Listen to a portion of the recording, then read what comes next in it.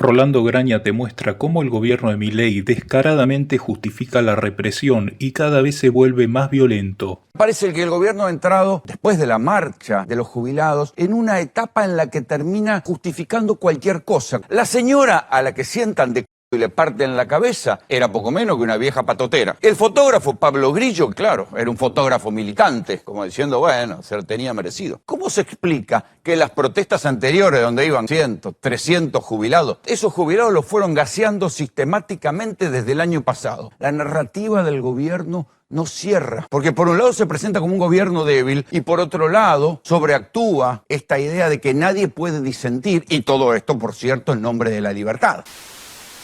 Nosotros les venimos diciendo que esta lógica del ajuste permanente va provocando una deriva autoritaria, ¿sí? Todo esto, además, ya sabemos, en nombre de la libertad, que como también sabemos, siempre avanza.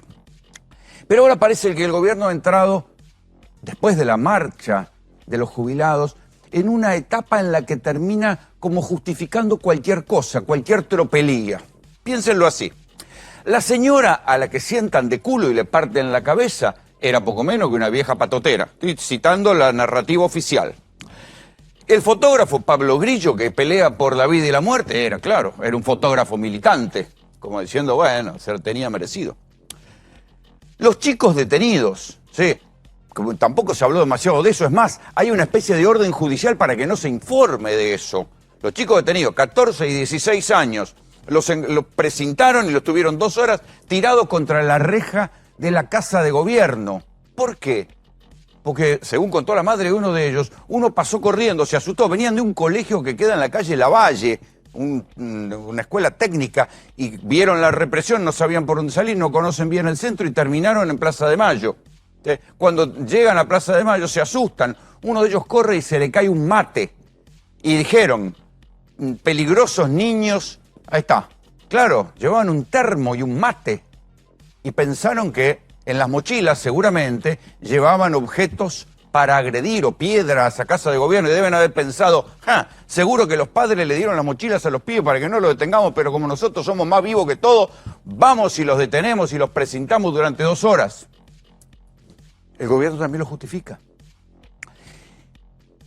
La jueza, por supuesto, que liberó a los presos porque no tenía demasiada prueba, era una camporista. Y también, por supuesto, hay 2 intendentes acusados de sedición, porque desde los municipios o desde algunos lugares son 2 intendentes opositores, Federico Termín y Fernando Espinosa, uno de Loma Zamora, otro de La Matanza, los acusan de sedición porque desde por ahí, de los aledaños de los municipios, salieron micros con gente que iba a protestar. Entonces, todo eso justifica cualquier cosa. Es una narrativa paranoica en la cual ha entrado el gobierno para justificar cualquier cosa. Y lo dice Patricia Burri, lo ha dicho el propio Milei, lo han dicho los diferentes voceros. Es más, el vocero Manuel Adorni mostró un volante donde decía que así se organizaban para tirar piedra, chicos. No tenía ninguna autenticidad el volante. Y eso sin contar, ahí está, ahí tienen el volante, atribuido al Frente de Izquierdas. Ponerse las camisetas de fútbol, empezar en la vereda y de a poco ir cortando la calle, bueno. Enseguida vamos a analizar como cuánto hubo de infiltración de inteligencia en la marcha, pero primero quiero ir en esto, en la cuestión de la narrativa paranoica del gobierno, que asimismo se presenta como un gobierno débil, y ahí uno puede decir, che, ¿es negocio para el gobierno que está negociando con el Fondo Monetario presentarse como un gobierno débil? ¿Es negocio para un gobierno que depende tanto de los mercados presentarse como un gobierno débil que teme un golpe de Estado porque se organizó una protesta más de tantas que hay en la Argentina? Es más, si la protesta del miércoles fue tan peligrosa, ¿cómo se explica que las protestas anteriores, donde iban, ¿cuántos? 200, 300 jubilados, todos canosos, todos arriba de 65 años, ¿cómo se explica que esos jubilados los fueron gaseando sistemáticamente desde el año pasado? Empujones a los viejos, los gasearon, los apalearon, cuando querían dar una vuelta alrededor del Congreso los empujaban a la calle. En ese momento eran peligrosos, entonces, pero la marcha verdaderamente peligrosa fue el miércoles. ¿Cómo se entiende? La narrativa del gobierno no cierra, porque por un lado se presenta como un gobierno débil y por otro lado sobreactúa esta idea de que nadie puede disentir, y todo esto, por cierto, en nombre de la libertad. ¿Es un gobierno débil el gobierno? No, la verdad que no. Es un gobierno que hasta ahora, en este año, ha hecho casi lo que quiso, a fuerza de DNU, a fuerza de vetos, a fuerza de sostener los vetos con algunos legisladores, a fuerza de legisladores que, aunque no habían entrado por la libertad de avanza, terminaron votando con ellos, a fuerza de grupos económicos que lo han sostenido. No, no es un gobierno débil. Esto también hay que tenerlo en claro. Y si hay un gobierno, como dice el gobierno, si hay una sospecha de un intento de golpe de Estado, los golpes de Estado en la Argentina no se dan con las calles, se dan a través de los militares. Y ahí sí uno puede decir, ojo, el gobierno está preocupado por Victoria Villarruel, que se desmarca de manera sutil y que ella sí tiene contacto, o por lo menos tiene nostalgia, de lo que fue el último golpe de Estado en la Argentina.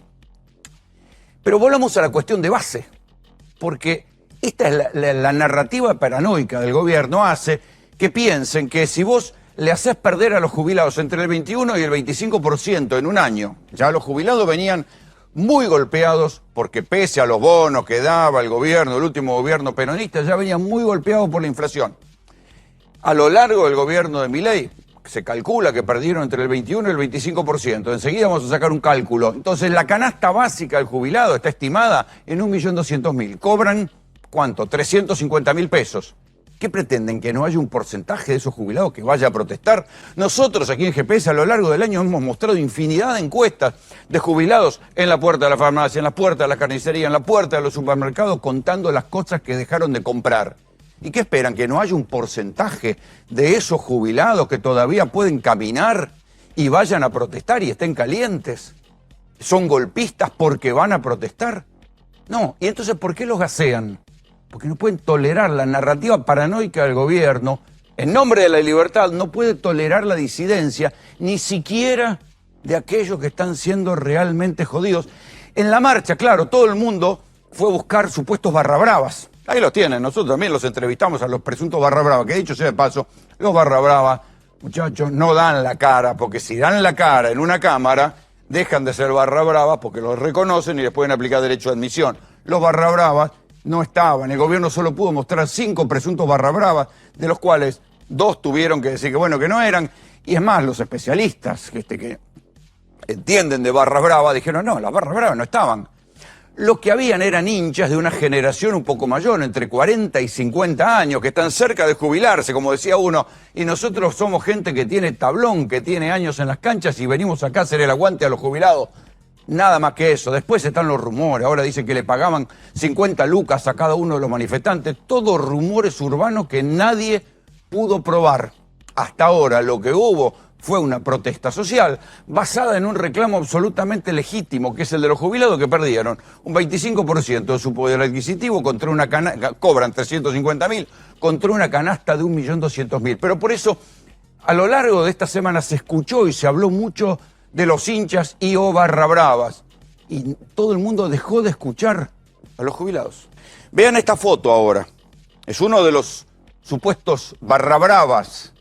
Bueno, no, es un hincha de Chacarita que da su nombre y apellido, ¿sí?, que se llama Jonathan Navarro, que perdió un ojo por una bala de goma. Y que ahora, por supuesto, imagínense la suerte que va a correr en Comodoro Pi la denuncia contra Patricia Bullrich. Lo cierto es que este hombre perdió un ojo. Y ahí hay otra cosa. ¿Usar una camiseta de fútbol es un delito en la Argentina? ¿Te convierte en un barra brava? Y no, el argumento no aguanta, no se sostiene, no tiene, en un país tan futbolero, de los campeones del mundo, de algún lado salen las pasiones futbolísticas, salen de los clubes. ¿Usar una camiseta te convierte en un barra brava? Y si había tantos barra bravas, ¿por qué no los tenía registrado el gobierno nacional si tiene un registro de todos aquellos que tienen derecho de admisión en los estadios? Entonces tan barra bravas no eran. Y corren los días y no aparece el registro de los barra bravas, pese a que la ciudad, o sea, la mayoría de ellos dieron entrevistas, pueden, seguramente deben tener grabados los canales de televisión, pueden identificarlo con la cara, y no aparecen barra brava con derecho de admisión. Les decía antes, los 5 que fueron denunciados, de los 5 que fueron denunciados, 2 no tienen nada que ver. Los periodistas que siguen los temas de barra brava dicen, ahí no estaban los barra bravas. Es otra cosa. Lo que había era otra cosa. En cambio, lo que sí se vio, y de lo cual nadie va a investigar, otra vez la vergüenza de los tribunales, es el policía el que se vio plantando un arma. ¿Qué hacía un policía de la Federal tirando un arma en el pasto, que queda grabado por un móvil de televisión? ¿Qué hacía? Estaba plantando un arma para que después dijeran, estaban armados. Ahí está. Patea el arma y queda grabado por un móvil de televisión que lo estaba transmitiendo en vivo. Ni siquiera tiene la cautela de mirar para el costado. ¿Y la tira cómo? Detrás. Hay cantidad de relatos que dicen que había provocadores. Y seguramente los había. Y la cuestión de los provocadores, también hay mucho casi le diría, de expresión de deseo, porque el bloque de Unión por la Patria está convocando a Patricia Bullrich a que vaya a dar explicaciones a la Comisión de Inteligencia porque utilizó bases de datos ilegales como demostrando que hicieron inteligencia interior. Y chocolate por la noticia. ¿Y qué va a hacer Patricia Bullrich? ¿Va a ir? Ahí está. Esto es de hoy. Los senadores convocan, le pidieron, Unión por la Patria le pidió a través de Leopoldo Moro que la bicameral de inteligencia, que vaya Patricia Bullrich, el jefe de la CIDE, y den explicaciones sobre cómo hicieron la previa y utilizaron datos ilegales para armar la represión a los jubilados. Por supuesto, estamos todavía discutiendo lo del patrullero. Enseguida Pablo Ponzone les va a mostrar otro misterioso personaje que lo ven incendiando un tacho. A todos ellos ninguno los va a investigar. Y está el antecedente, además, de lo que había pasado en una de las manifestaciones contra la ley Bases. Recuerden, cuando incendian el auto de Cadena 3, el propio corresponsal de Cadena 3, un hombre a quien todo el mundo de la patria movilera lo conoce, dice, los tipos que me incendiaron el auto se metieron después en la barra, en la parte de atrás, donde estaban protegidos por la policía. Esos tipos me incendiaron el auto. Entonces, ¿y qué pasó en la ley Bases? Arrancó la represión rápido. Y acá también arrancó la represión rápido. Más allá de la narrativa paranoica del gobierno, que de esto era un intento de golpe de Estado, más allá de todas estas maniobras que se ven, porque es lo mismo que pasó en la ley Bases. No hay que ser ningún gran investigador para darse cuenta. Venía una manifestación, no quería que se junte la manifestación, empiezan a reprimir temprano, así la imagen que queda no es la de la gente, sino la de la represión, y ahí justifican. Dicen, no, son peligrosos barra brava, que venían a atentar contra el orden institucional, y ahí se va discutiendo. Y después cuando lo detienen a la gente, y esta vez detuvieron más que nunca, 130 personas, y la jueza los libera, porque dice, muchachos, ¿de qué los acusan? No sé, acá se los dejamos, jueza, qué sé yo. Después vamos viendo. No, la jueza dice, miren, a mí me los tienen que traer de qué los acusan, qué hicieron, qué rompieron.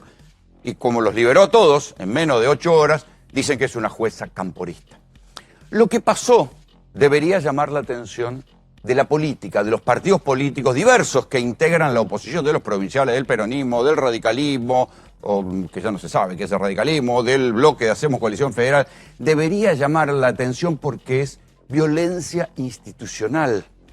Cualquiera que entienda un poquito, sepa cómo deberían funcionar las instituciones democráticas, sabe que esto es violencia institucional, que están intentando, en nombre de la libertad, cortar la protesta, incluso cuando la protesta está justificada.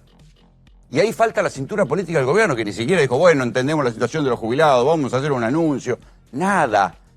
Taparon lo de los jubilados con que eran barra bravas los que estaban con ellos. No se entiende por qué reprimían a los jubilados de antes, ¿no? Pero taparon esa cuestión en un desborde de violencia institucional de un gobierno con una narrativa paranoica. Si bueno, es un intento de golpe de Estado, son barra brava, la jueza es camporista, este es un intendente que hay que acusarlo de sedición. La narrativa paranoica del gobierno intenta justificar lo injustificable, que es un proceso de creciente violencia institucional. Ahora bien, ¿qué hace la oposición? ¿Qué hacen los que se oponen a estos? Y poquito. La verdad que, ya sea porque tienen miedo de terminar con una causa en Comodoro Pi, ya sea porque tienen miedo de que los escrachen en redes sociales, lo que hay es poquito. Apenas el movimiento de trabajadores excluidos de Grabois dijo que va a ir a acompañar a los jubilados. La convocatoria a los jubilados para la marcha del miércoles la está haciendo el padre de Pablo Grillo, el fotógrafo, que está peleando por su vida. Las dos CTA dijeron, bueno, sí, vamos a ir a acompañar a los jubilados. El resto nada. Los diputados que están ahí Nada. En otra época existían las marchas como las de la multipartidaria. Frente a violencia institucional se unía la clase política y después seguían discutiendo, pero marchaban juntos contra algo. Acá no les hubiera costado nada decir, bueno, nos oponemos a la violencia institucional y estamos con los jubilados, queremos que le dejen de pegar a los jubilados. Después cada uno sigue con su postura, pero están todos aterrados. ¿Por qué están aterrados? Porque tienen miedo a la deriva autoritaria del gobierno, a que el gobierno se ponga cada vez más autoritario y que los acuse en los tribunales o en las redes o en las calles. Y eso les da miedo.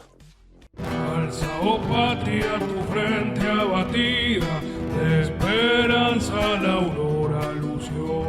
Tu adalid valeroso ha jurado restaurarte a tu antigua